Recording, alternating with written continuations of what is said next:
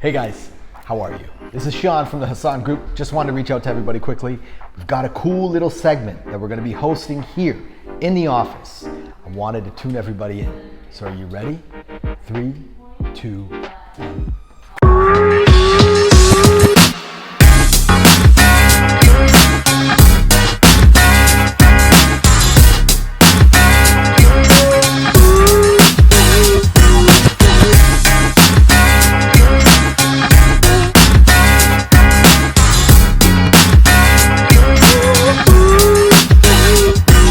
All right, guys, like promised, here we go. This is a quick segment from the Hassan Group.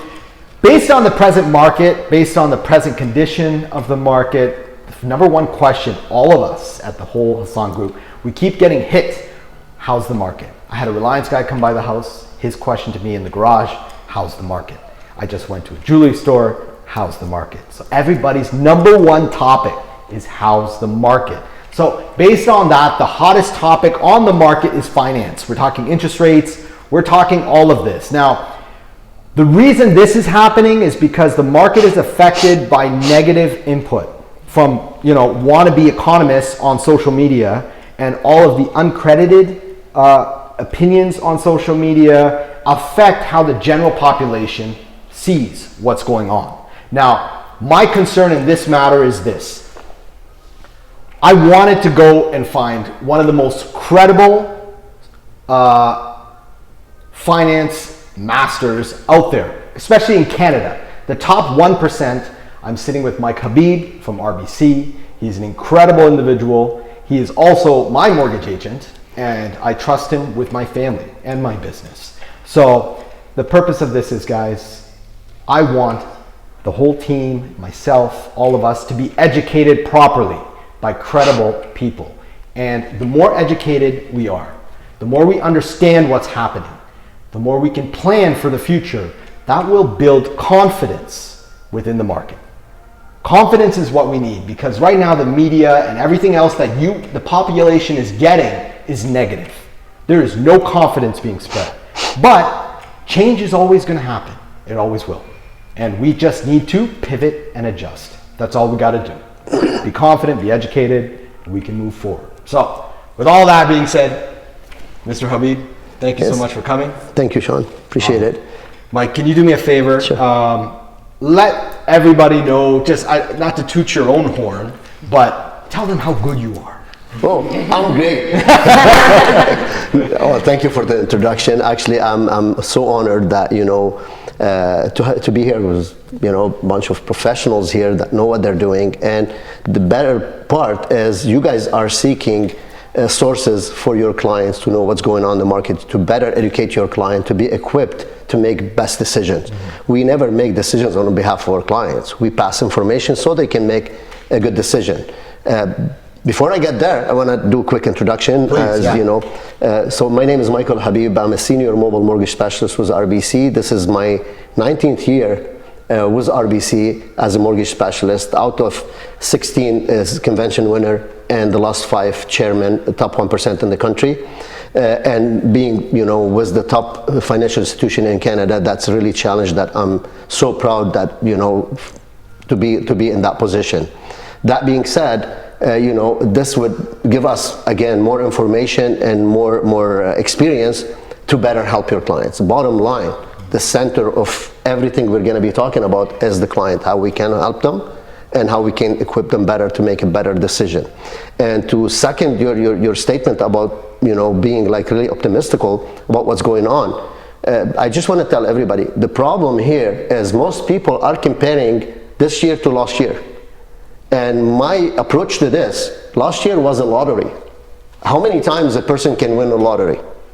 Well, if you're expecting to win the lottery every day, I think don't.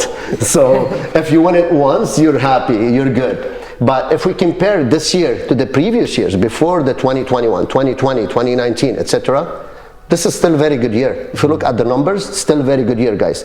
The reason I mentioned this is my 19th year with RBC, because I want to go through history a little bit in here, okay, where most of you were not in real estate. In 2007, 2008, We had a recession in that, at that time in Windsor, one of the worst recessions for housing.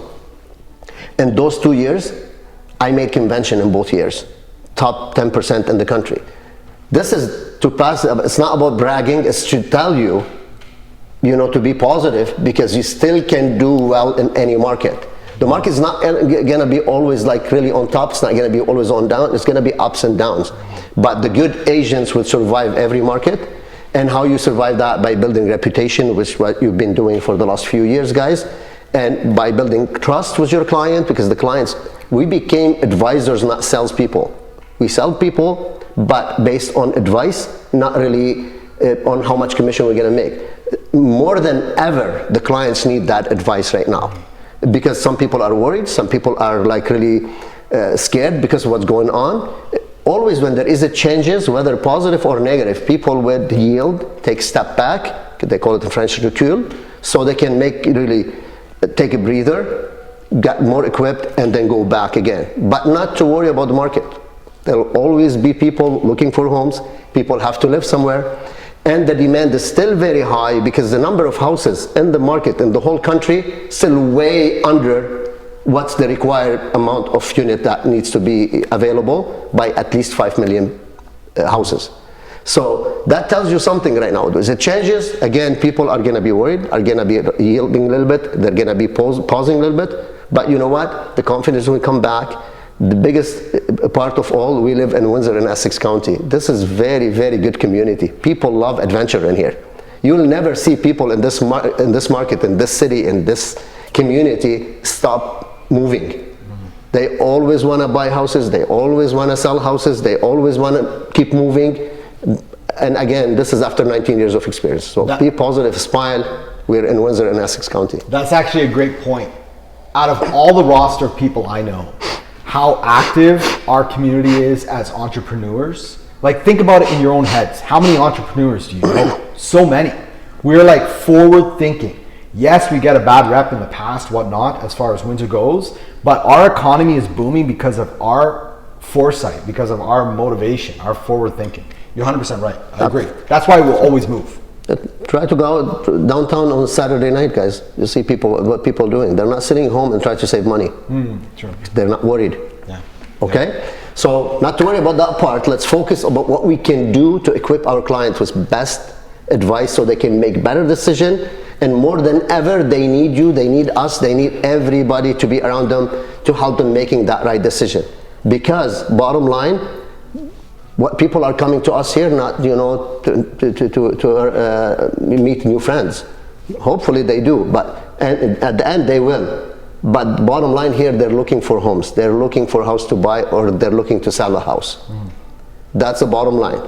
Now our job is to give them best information on what kind of house they can afford. Okay, what kind of property they can move into and stay in without too much risk. But the center in here is the client and what they want to do, which is buying a house. Correct. So what we've done here is, and for everybody watching, we've set up the entire Hassan team right now. Each one has a specific question for you related to a different part of the finance world, potentially some client-based case scenarios as well. But we're going to start. Now, I'm not sure if the team has figured out where we're going to start from. So the biggest question I've been asked lately, everybody's reading about it in the news, this 1% increase. What does it mean, and how is it affecting our clients? Great question, yeah, and it happened to happen just yesterday. Okay, the increase at when Bank of Canada increases their rate, that means they increase the cost of borrowing to financial institutions and bigger institutions, as you cannot go and buy or borrow from Bank of Canada to get a mortgage. So what this does, it impacts the big banks of Canada, who will meet and decide what their prime rate is going to be. So the prime rate for the Bank of Canada, that was increased by 100 points. That's true, increase the prime rate in the banks right now by 100 points. But each bank would decide what their prime rate is going to be, and that's the prime rate that we're going to be concerned about with the clients, not really what the Bank of Canada announces. So there is a difference there. Okay, and most of the banks have the same prime rate, but I know a couple banks don't. So we would have to figure out what each bank's prime rate is to take the decision on that base. Now, what that would reflect, again, when the cost of borrowing is higher to the financial institution, of course, they have to increase the price on their other product. So my anticipation would be in the next couple of days that the fixed rate is going to follow. It doesn't have to be by the same percentage. It could be less. Most likely it will be less. Okay, but it's going to increase eventually because again, in business, when you borrow money and it costs you more, you have to increase your prices to make like your overheads and your profit as well. So that what this means. Unfortunately, because of so much talk about the rate right now in the market and the social media, you're going to see so many people, whether they know in the business or they don't know in the business, whether they have, you know, backup education or not, everybody's going to jump and make their own decision. So please don't be like really building or judging based on everybody's opinion that you hear on Facebook or on social media. Make sure when you find a report, if it's interesting to you or it has some information that could alert you, or always do research about the name. What's the source? Is that anybody or is that somebody who should be talking about this? And normally every bank would have like really some people in economic that do reports, and they forecast things based on reports, solid reports, not really opinion and personal opinion or personal experience, because personal experience is personal. It's not global. It's not for everybody. So please, please, please tell your client, if they want to make something out of, you know, the social media to like really give them information, reach out to professional, ask for advice. It's available. It's always available. But don't be led by anything or any smoke that you may see there, because lots of them are not true. Can I ask you a question? No, sure. I think this will help give perspective now. So prior to Wednesday's announcement, what was the going interest rate on a standard mortgage? The fixed rate? Yeah, fixed rate. Well, as I said, there is conventional and high ratio. Okay. The conventional was about the 5.24. Okay. Okay. The high ratio was like the 4.99. Okay. Okay. So we'll have to wait 3 or 4 days to compare those rates and see. Okay. And this is on average. This is my bank. Yeah. Other banks may have something different. Gotcha. But I'm talking in general. It's not big difference because. But historically, are you able to say approximately what kind of effect that's going to have on your conventional mortgage? There is lots of speculation there, and again, lots of I don't want to say politics, okay, because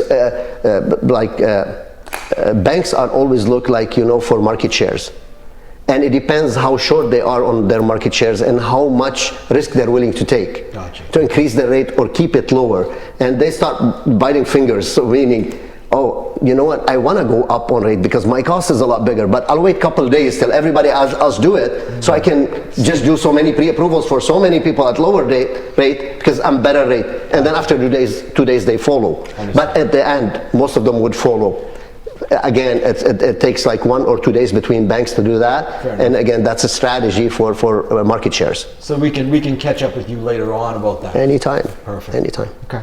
Good enough? Yes, thank you. That's a great answer. You're welcome. All right, Cheyenne.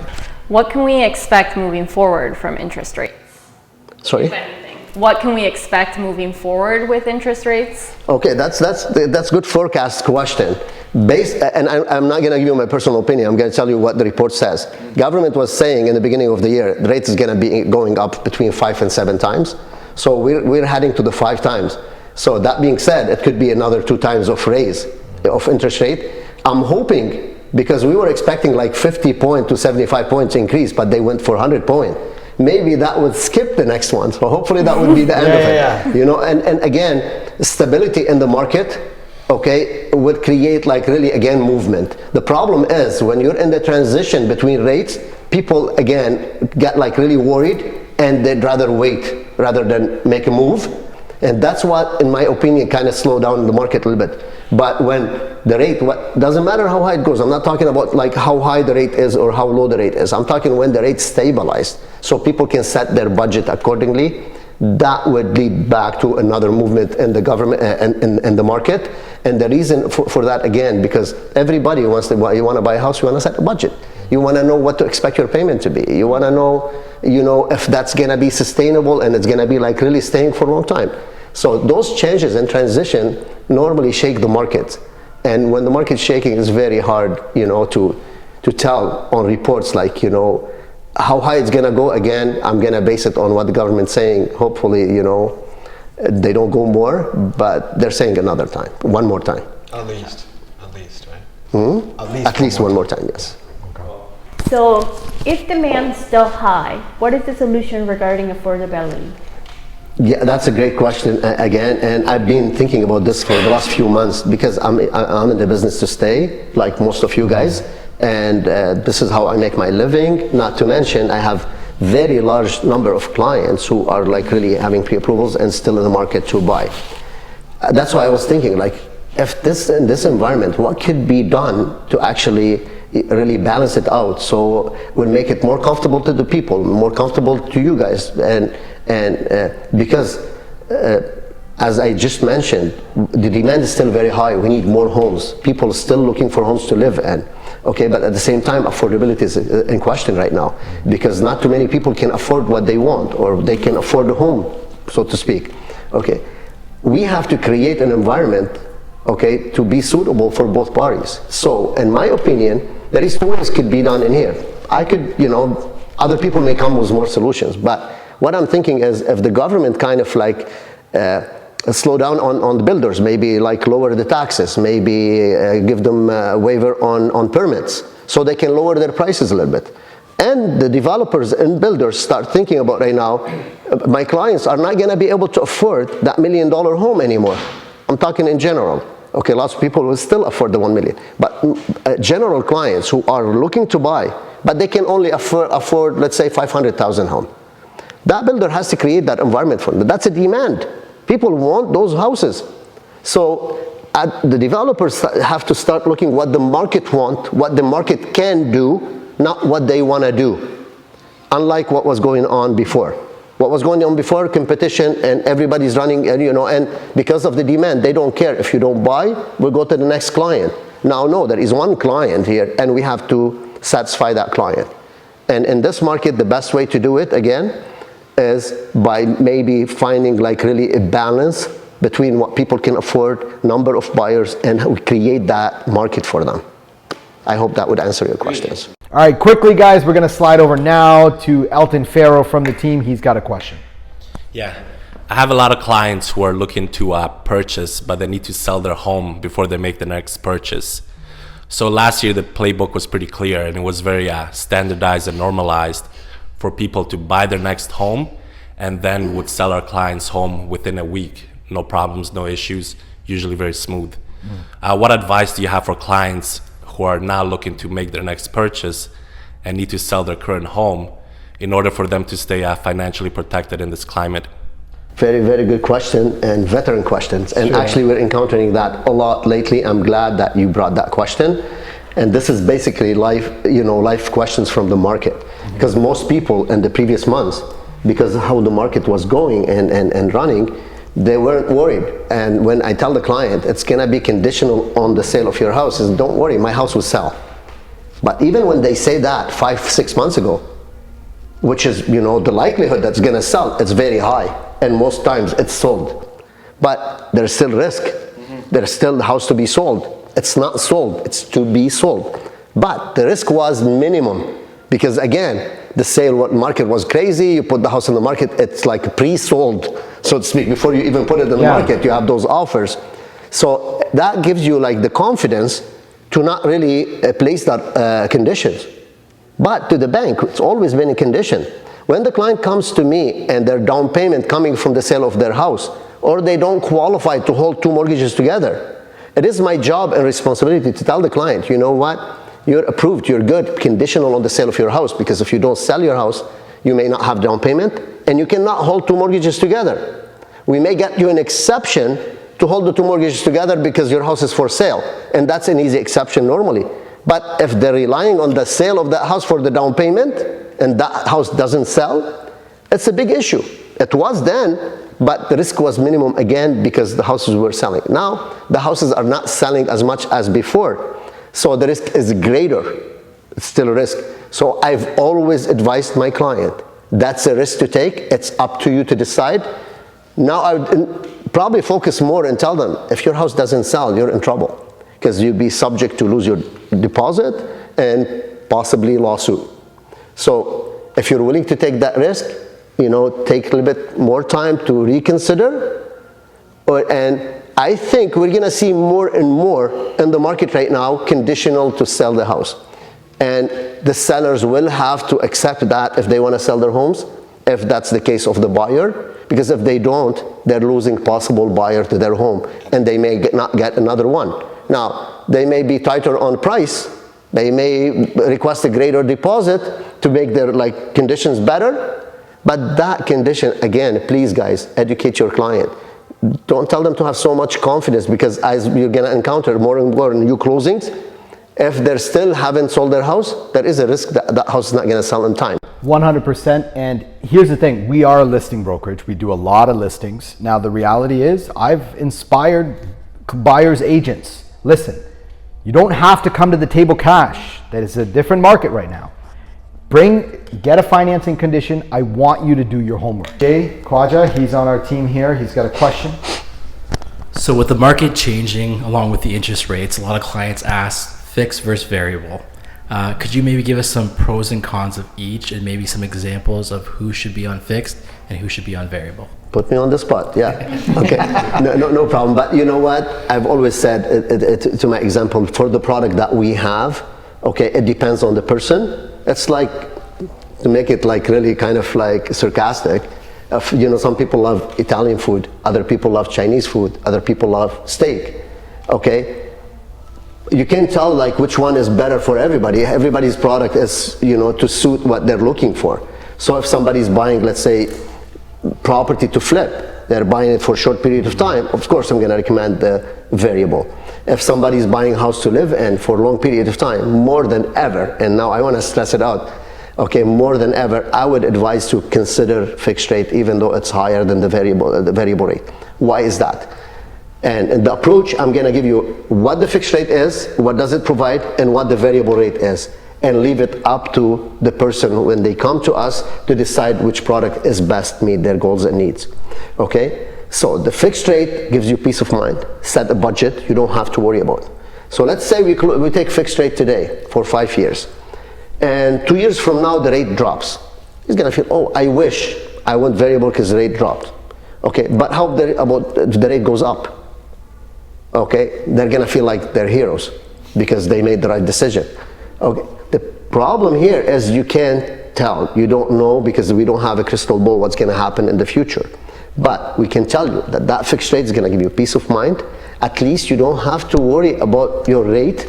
Most importantly, you don't have to worry about the budget, because with variable, the budget can change, the payment can change.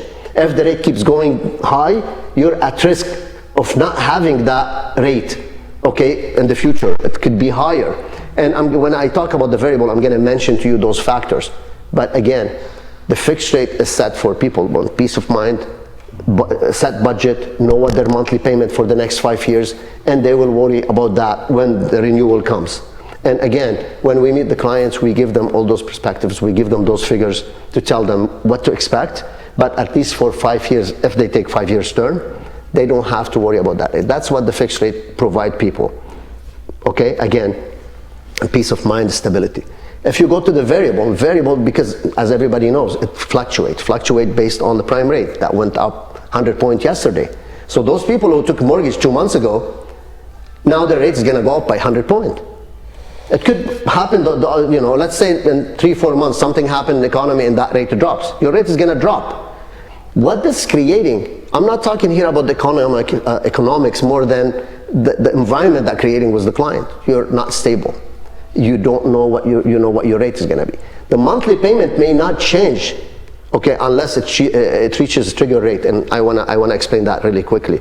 Okay, what would happen if you take variable rate and the rate goes up? Now you're paying more interest, less principal, so that will stretch your amortization age of your mortgage. So that's gonna take you longer to pay that mortgage. And vice versa.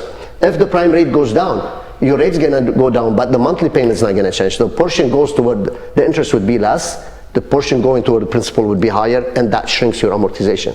Unless you reach something called the trigger rate. And this is very crucial, guys. Now, it could happen. I've been doing this for 19 years. I haven't encountered any trigger rate with my clients for 19 years. Now it's possible. Because if the rate goes up another 1.5 points, some of my clients may reach the trigger rate. Trigger rate meaning your monthly payment now matching the interest rate that you're paying on your mortgage every month. And this is not line of credit, this is mortgage. So we have to revisit, to reset the monthly payment for principal and interest. At this time, your budget may be impacted because now you are, reconsidering your monthly payment that you were basing it on. So it's possible with the prime rate that the budget that we set when you did your mortgage application and approval and budget, that can change. That's why it is risky right now. Even though prime rate might be a little bit less than the fixed rate right now, in my opinion, fixed rate is mainly the way to go for people who are buying houses to stay in. People who are flipping houses really fast, it's not gonna make a big difference. I would go variable to avoid like really worrying about the prepayment penalty. So variable or fixed? Variable for the people who needs a variable, who meets that criteria, and fixed rate for the people who like the peace of mind and stability. Now, on that same topic, we're like, for the people out there, you don't always have to go 5 years. Can you go 3? That's what the word term means. Term means the age of the contract between you and the bank for the specific rate.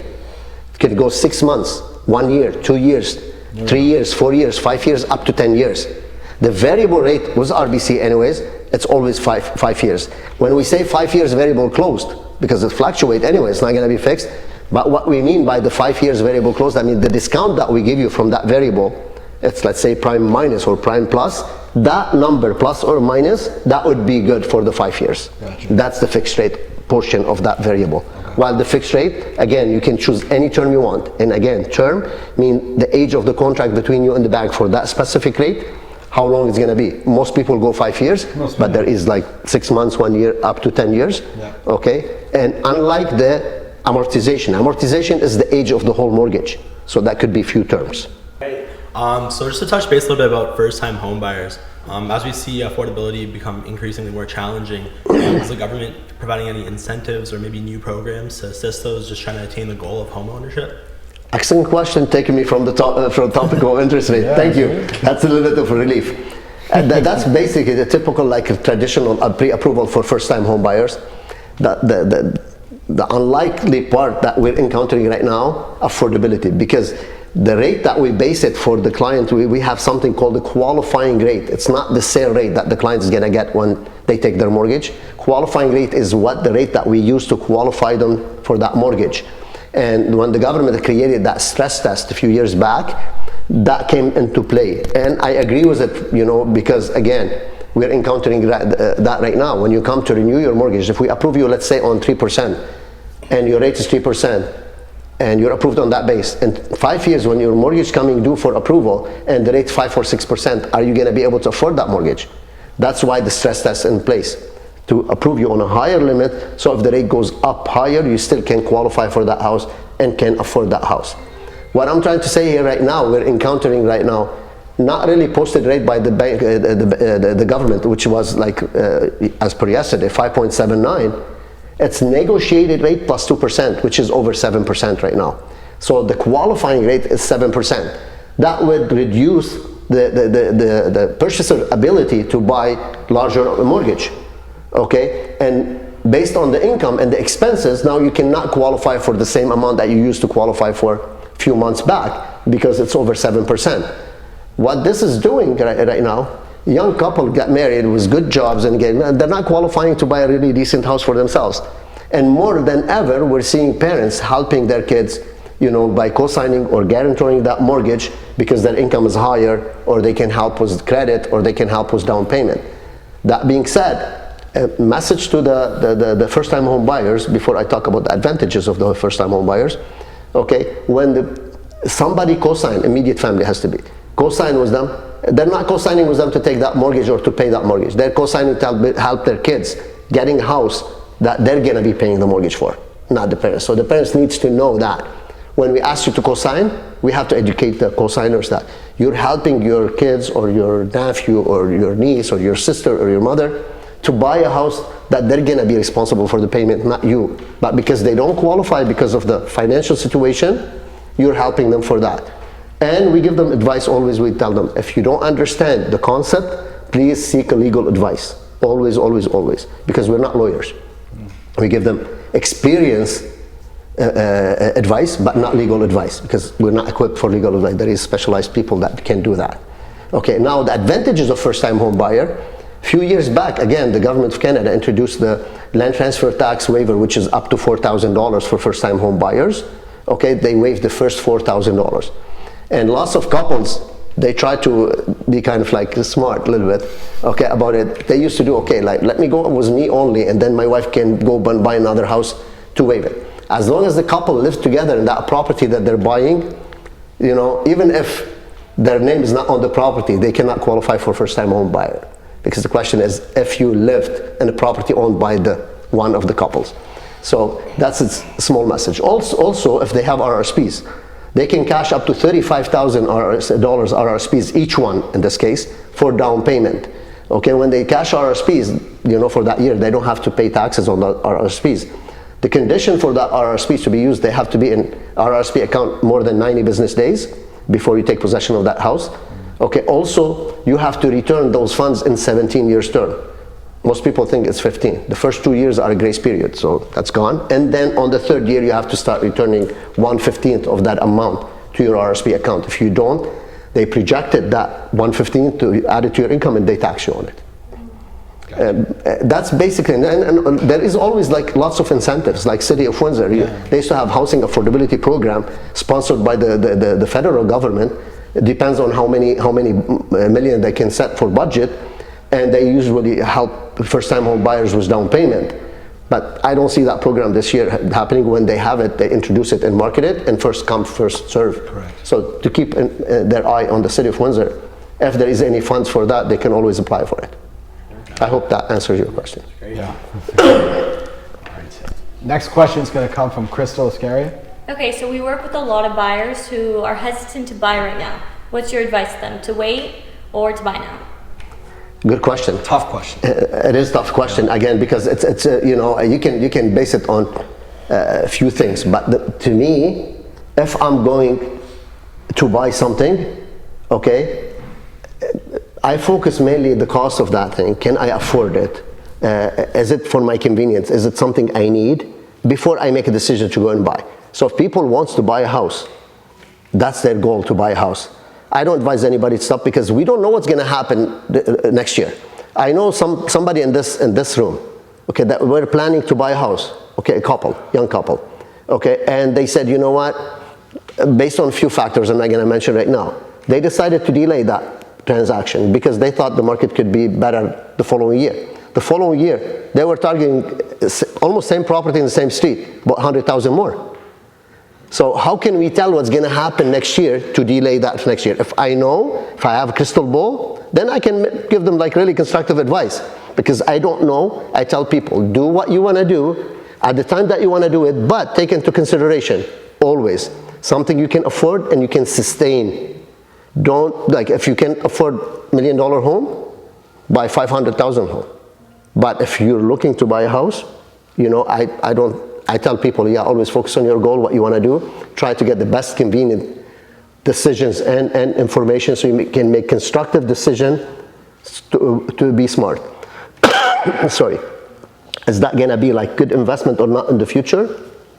Nobody can tell. It could be great investment, it could be not as great of an investment. But I always tell people, if you're coming to buy a house, let's try to get you the best you know, affordability that you can, so you can buy a house that you can afford. That's the main advice to me. Buy something that you can afford. I want to add something to that too. So the past 3 years that we've been doing business, we've been transacting. A lot of it, even though it's been residential and it's been personal, has been with the mindset as an investor. Everybody became an investor for the past 3 years, whether it was your personal house or duplex, whatever it was. But I think playing off of what Mike is saying is transitioning that thought process for all our clients out there that continue to live your life. That's the goal. You don't know what's going to happen. There is no crystal ball. You don't know what's going to happen in 2 years. But the reality is your family's growing. You just had a baby. You've only got 3 bedrooms. You need 1 more room. Now facilitate that process. Continue to Don't let the market dictate your life. That's what I think is the reality right now. Live for today and tomorrow, but stop looking at it from an investment. Even for example, my own personal residence, I purchased it 2 years ago. When I was writing the offer, I was like, oh my God, I'm so overpaying for this house. And I was just like shaking my head. I'm smiling because I was there. He was there and he funded it. So, and I'm looking at the thing and it was the highest purchase on the street at the time. And I just figured, listen, we ain't going anywhere, I don't think, for a little while. We're buying this house, we're gonna live there. So I said, you know what, write the offer. We did it. Well, I told myself write the offer. So I wrote it. So we got the house. Just so happens the market, I did not predict, again, no crystal ball. Life happens. The market kept going, 1 year, 2 years. Now the street's value is skyrocketed. Fantastic. Will this market presently drop that value of the street? Of course it will. It will drop. It might drop a little bit more, 1, 2 years. But the reality is this, real estate since day one has been on a climb and it will continue to climb. There are bleeps in everything, but when you back up, it's always a forward and higher motion, always. So just to jump in on that question. Absolutely, and I'm glad you did because that's a perfect. Live your life. Real estate, yeah. I'm gonna give you a life example that happened. Somebody I know very closely. They bought a property new built, okay, in 2020, in March, for $420,000, and they thought they're paying too much for that house. 1,450 square feet in Cotton, middle of nowhere, okay. And 2021 July, they sold it for $630,000, okay. January 2022, that property was listed at $900,000. Did that person make a good decision? How do we know? Yeah. In my opinion, that person made $210,000 in 1 year. That's a huge. Exactly. He could have made $500,000. Yeah, but you know what? That's to answer your question. We don't have a crystal ball. You don't know where that's gonna stop. But the bottom line, the investment part of it right now is this stabilized market. It's not as it used to be. So, but I'm talking here about principal residence. People are gonna live in the house. They're buying it for them, for their kids, for their family, okay, or second home or something like that. In general, that's the answer for your question, not really for investment purposes. For investment, there is lots of other factors that can be taken, okay, tenancy, the demand for rental properties, if they're doing it, how much the market's gonna be sustainable if they fix the property and sell it to make more money. Lots of factors will be involved. But when I took your question as people looking to buy property to live in, I don't know if we were referring to that part. Either or. Yeah, either or. Okay. How are qualifying rates affecting pre-approvals? Excellent. That's a good one because we're encountering that on daily basis. I have a pipeline with over 300 pre-approvals that we maintain really on daily basis, okay? And right now, more than ever, we had to reach out to every single one of those people. Lucky enough with RBC, we have a system called Links that can generate email to all our clients for pre-approval. You pick pre-approval, it gives you so we don't have to do it manually. To reach out to everyone and tell them, please don't rely on the previous pre-approval letter that we sent you. Wow. Yeah, qualifying rate has changed. That possibly impacted your affordability. So let's revisit. That's going to create a huge amount of work for us. But you know what? As I said, we're here to advise the client. We're here to service the client. And most of them did. Some of them didn't. Some of them will wait till when they find a property, and in the back of their mind, they're still, holding on that old number. Now, when they find a property and we tell them, you know what, was the new qualifying rate, you don't qualify for the rate. You need to set your standard lower, or you have to create more down payment or getting cosigner. And that wasn't the case when we did the original application. But again, we have that email back up. That's why we encourage everybody, including your clients, guys. If they had a pre-approval done before, 2 months or 3 months before, please ask them to revisit their mortgage person, okay, to update that, because qualifying rate has changed and their pre-approval borrowing limit could have been impacted. I can't say yes for sure, but yes for sure it's gonna be changed, okay, by how much we have to revisit and do the application. So very, very good questions, especially at this time. We have to revisit every pre-approval. I would recommend, if you have a client who's already pre-approved, and I think, Sam, we had one yesterday. Yeah, so that client really, the situation changed negatively, but on the other side, he had increase in income from his job, so he provided that and we recapped on that. So we need to update that application all the time because those people are pre-approved. That means they're looking for houses. We met them, we know what they do, we know what they're like, and we know what they're looking for houses. So we have to maintain that pipeline to keep active, for many reasons. Service, to stay in their face, so they know we are here, so they don't have to really go and shop elsewhere. So it is very, very important subject right now. But again, my advice, if your client's looking for pre-approval, send them today, not tomorrow, because Correct. June, the rate went up 3 times, over 80 points. So that client, if you sent to me in May, he would have been approved for 80 points less. Okay, so he would have saved 80 points less. You're talking here about like $5,000 on average per 100,000 per term. So if somebody is buying on average 500,000 house, that's $25,000 in saving. If we did the application in May, not now. So that's why if your client is shopping and asking you, my biggest advice to you is send them to be pre-approved and rate commit right away. Rate's changing every day. It's not like something, we had, last year we didn't have to worry about it because if the rate would go down in their favor, not against them. True. Now, no, now you can save your client a dramatic amount of money if, you give them that advice. So my question is, I have a lot of buyers who are interested in pre-construction homes, but they're worried about the interest rates going up. So is there any protection for buyers looking for pre-construction homes and what they can do to maybe lock in an interest rate? That's very, very important subject because we have lots of new constructions happening in Windsor, and RBC happened to have the best builder package in the market. I can say it now, flat out because I can prove it. First of all, I'm going to start with gradually. The 2 main applicants would be insured during that construction period for free at no cost for the whole construction. And when the deal advances, when they take possession, they don't have to keep that insurance. So God forbid if something happened to one of the 2 applicants, RBC step and pay up to maximum $750,000 before they even take possession at free, no cost. So that's a huge advantage to begin with. Second advantage that we have is the appraisal. The appraisal is done at the date of the application, not at the date of the completion. Lots of financial institution would require another appraisal a few days before closing.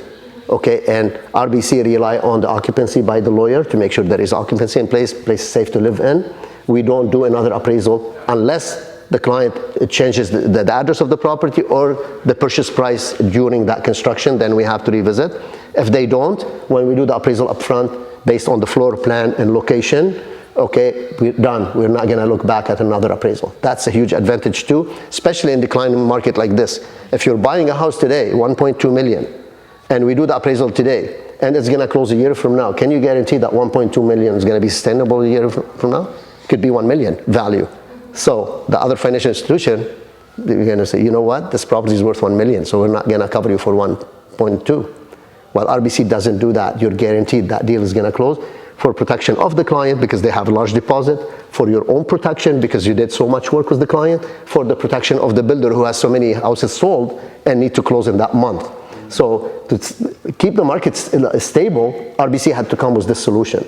I don't think any other financial institution that, don't quote me, I could be wrong, but from what I know, unless you know something else, I don't think there is another financial institution doesn't do another appraisal. That's the second one. The third one, and most important for what you're saying, and I'm gonna give you a life example, we have rate cap. Rate cap up to 4 years. So if you're doing construction mortgage, building a house today, closing 4 years from now, we can do a rate cap. It's not the retail price. We have a grid for rate cap. If you're closing in 6 months, in 1 year, 2 years, up to 4 years.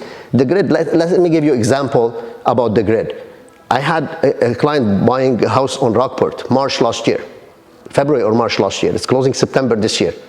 The rate at that time was 1.79. Our 1 year and a half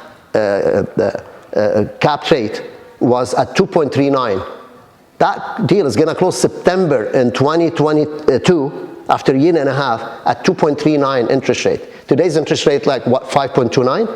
This client is gonna be saving $15,000 per term per each 100,000. Per 100,000, that house is 800,000.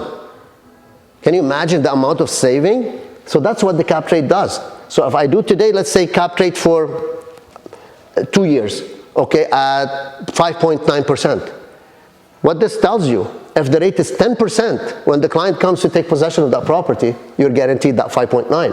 If the rate at 4%, you're getting 4%. A huge advantage to have that rate cap. Most people were overlooking that as not very important tool a year and a half ago, because again, the rate was on declining. But look at the difference that it made in people's life. And I have in that subdivision on Rockport, 11 deals closing September. Wow, that's crazy. So these people, sorry, I'm gonna go and call them. They have to buy me drinks, all of them. And the builder. Okay, honestly, that was amazing. A ton of information, and it went longer than anticipated, but that's okay. I think anybody out there, there's a topic that we've touched on. It relates to yourself, either something you just went through, you're going through now, or you're planning on making a purchase or a sale. It involves you. So if you need to refer back as much as possible. Now, if we didn't ask any questions that you might have, I recommend you either hit us on, message us directly, and let us know what your questions are. We can help you. But we are going to share Mike Habib. We appreciate it again, brother. We're going to share his contact information. Recommend you reach out to him directly, and he can answer your specific questions. Because like you said, no commitment, no charges. There we go. And it's a wider range. Everybody's got a different financial status. Everybody's got different situations. And he will customize to help you. So I want to thank everybody for making the time. I want to thank the team. Guys, if we can do a round of applause for Mike Habib, please. Awesome. Yeah, such a great thing. And you're a fantastic individual. Guys, if you need anything from us, please, please, please don't hesitate to reach out to us. It would be our honor to help you navigate this market and even help you gain knowledge. So we are making moves confidently. And that's the key. We need to have knowledge and we need to move confidently. And always, always, always stay optimistic. That's how we get through this. All right, guys. Love you all. Thank you. See you soon.